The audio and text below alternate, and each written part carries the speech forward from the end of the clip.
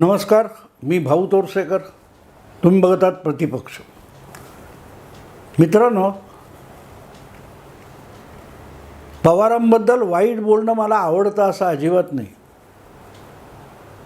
याचं कारण मी वारंवार सांगतो की माझी पत्रकारिता सुरू झाली आणि शरद पवारांचं राजकारणातलं सार्वजनिक जीवन सुरू झालं.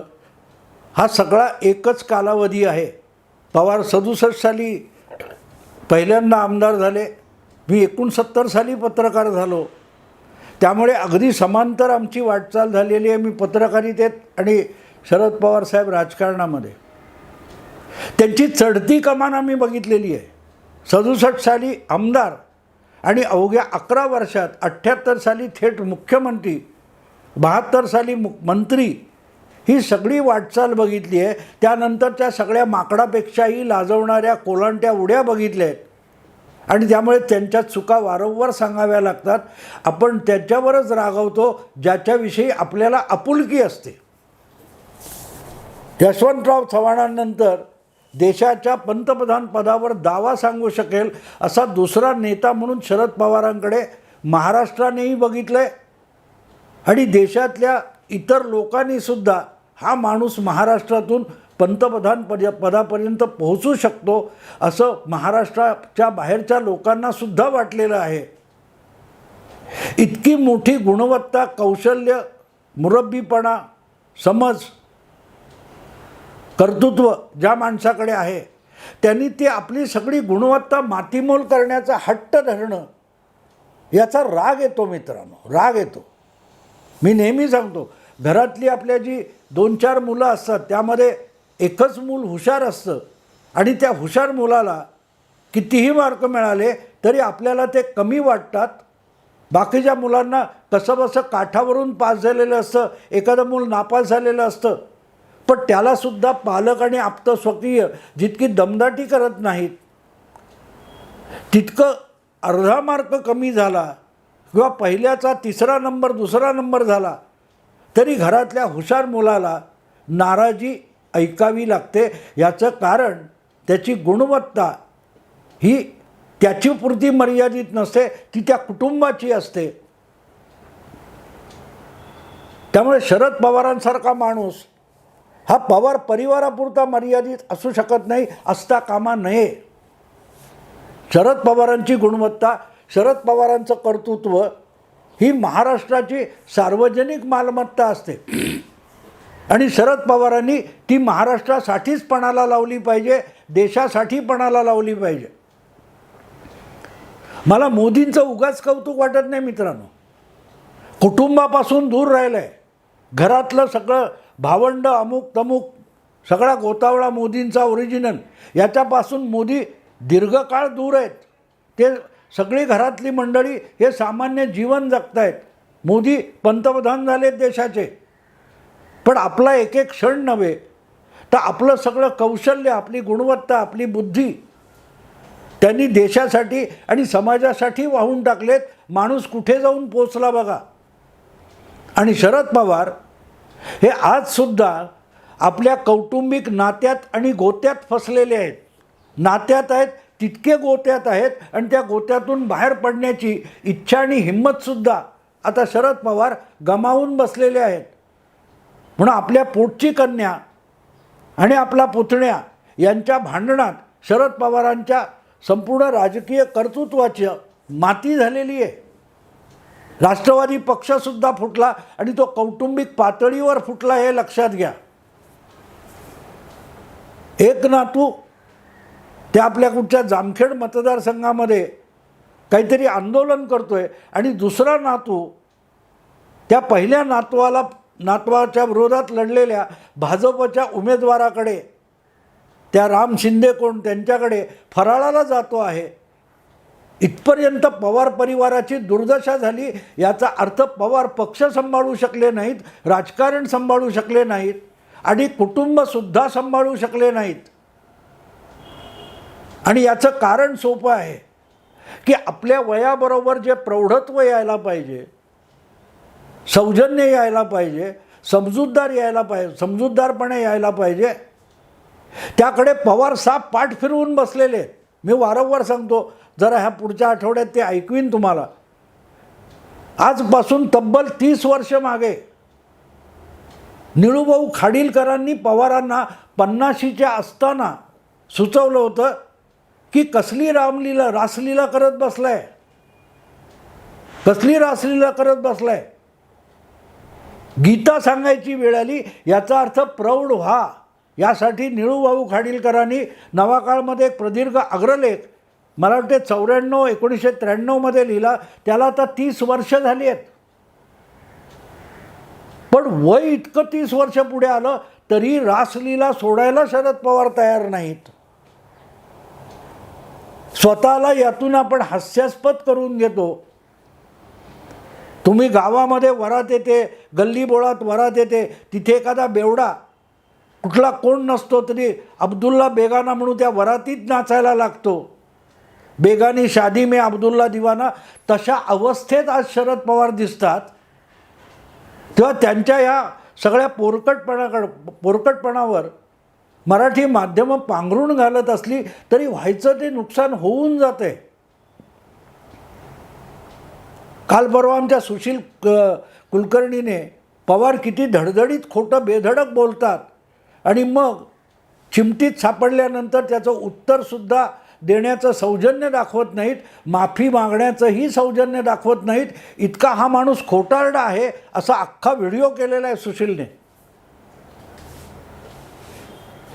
काल परवा कुठे मला वाटते मध्य प्रदेश किंवा आणखीन कुठे राजस्थानमध्ये नरेंद्र मोदी प्रचार सभेत बोलत असताना तिथल्या मुख्यमंत्र्यांवर तुटून पडले. तेव्हा शरद पवारांना भलताच शोध लागला की आजपर्यंत असा पंतप्रधान बघितला नाही की ज्या राज्यात गेला तिथल्या मुख्यमंत्र्यावर इतक्या वाईट भाषेमध्ये टार्गेट करणारं, लक्ष करणारी कडवी टीका केली, आरोप केले. हे ऐकल्यानंतर मला शरद पवार हे कधीतरी देशाच्या राजकारणात होते का, केंद्रीय मंत्रिमंडळात होते का, आजपर्यंत देशाचे कोण पंतप्रधान झाले, कधी कधी पंतप्रधान झाले आणि आपण कुठल्या कुठल्या पंतप्रधानांबरोबर काम केलं हे तरी शरद पवारांना आठवतं आहे का, माहीत आहे का, असा प्रश्न पडला. मध्यंतरी कुठेतरी पुरंदर किंवा आणखीन कुठेतरी गावामध्ये कोणीतरी सांगितलं साहेब आता विश्रांती घ्या, तर भर सभेत मंचावरून शरद पवार म्हणाले ते मी काय म्हातारा झालो का, तुम्हाला वाटतं मी म्हातारा झालो, मी म्हातारा नाही झालो. अरे हे बोलणं सोपं असतं पण झालंय म्हातारे शरद पवार. आम्ही म्हातारे झालो आहे, आम्हाला कळतं आम्ही म्हातारे झालो आहे, हे नाकारून काहीही होत नाही. म्हातारे झालो तर झालो, निसर्गाचा नियम आहे. पण तो जितका लपवायला जाल तितके अधिक तुम्ही ओढे पडत जाता.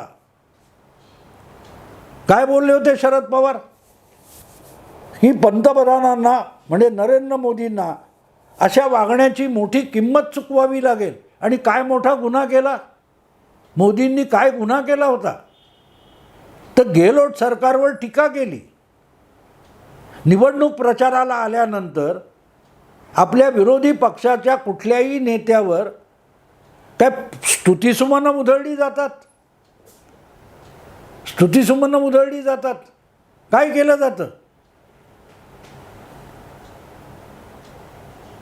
आणि पंतप्रधानांनी म्हणे आजपर्यंत केली नाही, असा पंतप्रधान बघितलं नाही. शरद पवारांनी जग बघितलं नाही की अशी शंका येते. मध्यंतरी आठवतं तुम्हाला 2 वर्षापूर्वी महाराष्ट्राचे राज्यपाल तेव्हा भगतसिंग कोश्यारी होते, तेव्हा शरद पवारांनी अशीच अक्कल पाजळली होती. मी हा शब्द शरद पवारांविषयी पहिल्यांदा बोलतोय, अक्कल पाजळली होती. कारण अक्कल पाजळणं याचा अर्थ नसलेली अक्कल चमकवण्याचा प्रयत्न करणं असतो. असा राज्यपाल बघितला नाही. शरद पवार राजकारणात 50 वर्ष होते. अरे भगतसिंग कोश्यारी यांच्यापेक्षाही आपल्या पदाचा नको नको तितका गैरवापर करणारे डझनावारी राज्यपाल होऊन गेलेत आणि 50 वर्षामध्ये त्यापैकी एकही शरद पवारांनी बघितला नसेल तर शरद पवार राजकारणात देशाच्या आणि महाराष्ट्राच्या नव्हते असंच म्हणावं लागेल. रोमेश भंडारी नावाच्या राज्यपालाने रातोरात कल्याण सिंग नावाच्या मुख्यमंत्र्याला बरखास्त केलं आणि एका दुसऱ्या जगदंबिका पाल नावाच्या माणसाला मुख्यमंत्री करून टाकलं. मला वाटतं त्याचं बहुमत नाही, याचं बहुमत आहे. इतके दिवे उजळलेला राज्यपाल शरद पवारांना माहिती नाही आहे. त्या तुलनेमध्ये भगतसिंग कोश्यारी यांनी काय केलं होतं 1% पण त्यांना गैरलागू म्हणता येणार नाही. इतके दिवे रोमेश भंडारीने लावलेत आणि आपली उचल बांगडी केली जाऊ शकते ही वेळ आली तेव्हा पळ काढला होता राजीनामा देऊन. दुसरे बूटा सिंग होते ज्यांच्यावर सुप्रीम कोर्टानेही ताशेरे झाडले जेव्हा त्यांनी बेधडक विधानसभा बरखास्त केली होती.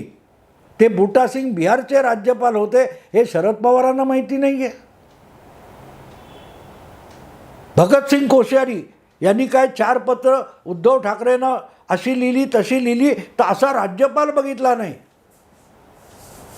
याचा अर्थ शरद पवार मनाने आणि बुद्धीने कधीही राजकारणात नव्हते. आसपास काय घडतंय याचा त्यांना पत्ता नव्हता. आणि म्हणतात ना, लोका सांगे ब्रह्मज्ञान आपण कोरडे पाषाण, तसे आहे ना कोश्यारींसारखा राज्यपाल, अरे कोश्यांपेक्षा भयंकर राज्यपाल होऊन गेलेत, दिवटे राज्यपाल होऊन गेलेत. हे जर शरद पवारांना माहिती नसतील तर शरद पवारांना आपण शरद पवार आहोत हे सुद्धा माहिती नसणार आणि आपण काय काय केलं ते सुद्धा आठवणार नाही. आणि म्हणून ते म्हणाले की ज्या राज्यात गेला तिथल्या मुख्यमंत्र्यावर सडकून टीका करणारा, त्याची निंदा नालस्ती करणारा पंतप्रधान बघितला नाही. अरे 10 वर्ष मनमोहन सिंगांच्या सरकारमध्ये होता ना तुम्ही की नव्हता? शरद पवारांना इतका स्मृतिभ्रंश झाला आहे का आत्ता की अजितदादा त्यांची शरद पवारांची सगळी स्मरणशक्ती मेमरी डिलीट करूनच गेलेत की काय? जाता जाता डिलीट मारला. कशावर डिलीट मारला? शरद पवारांच्या सगळ्या मेंदूतल्या मेमरीला डिलीट करून अजितदादा निघून गेलेत का? मुख्यमंत्र्यावर त्या राज्यात जाऊन टीका करणारा पंतप्रधान मोदींनी बघितला नाही. मग मनमोहन सिंग गुजरातच्या विधानसभा निवडणुकांमध्ये 2007 असो किंवा 2012 असो प्रचाराला गेले तेव्हा काय हारतुरे घेऊन गेले होते नरेंद्र मोदींसाठी? काय घेऊन गेले होते? काय शब्द वापरत होते? मोदींचं गुणगान करत होते का मनमोहन सिंग? आणि त्याच मनमोहन सिंगांच्या मंत्रिमंडळामध्ये शरद पवार कृषी मंत्री होते ना. मग तो कृषी मंत्री असलेले शरद पवार हे पगडी घातलेल्या मनमोहन सिंगांना ओळखत नव्हते, बघत नव्हते. काय बोलतोय माणूस? तोंडाला येईल ते वाटेल तिथे बरळायचं. हे शरद पवारांच्या संगतीत संजय राऊतांना थोडी अक्कल येईल असं वाटलं होतं, पण राऊत सुधारण्यापेक्षा शरद पवारांचा अधिकारिक संजय राऊत होत गेलेला आहे. आजकाल ते वाटेल तिथे बोलत असतात. बाकी त्या धडधडीत खोटं काय काय याचा पाढा यापूर्वी आम्ही वाचला आहे, सुशीलने वाचला आहे, बऱ्याच लोकांनी वाचलेला आहे. पण आपण पोचलेले आपल्या जनानखान्यात बसलेले मराठी पत्रकार आपल्याला त्याविषयी जाब विचारणार नाहीत याचा इतका आत्मविश्वास आहे की अधिकाधिक बेधडक खोटं बोलणं याकडे हळूहळू शरद पवारांनी वाटचाल केलेली आहे. आणि म्हणून मध्य प्रदेश आणि राजस्थानच्या निवडणुकीत प्रचाराला गेलेले आपले नरेंद्र मोदी यांनी मुख्यमंत्र्यावर टीका केली तर असा पंतप्रधान देशात कधी बघितला नाही असा नवा साक्षात्कार शरद पवारांना झालेला आहे.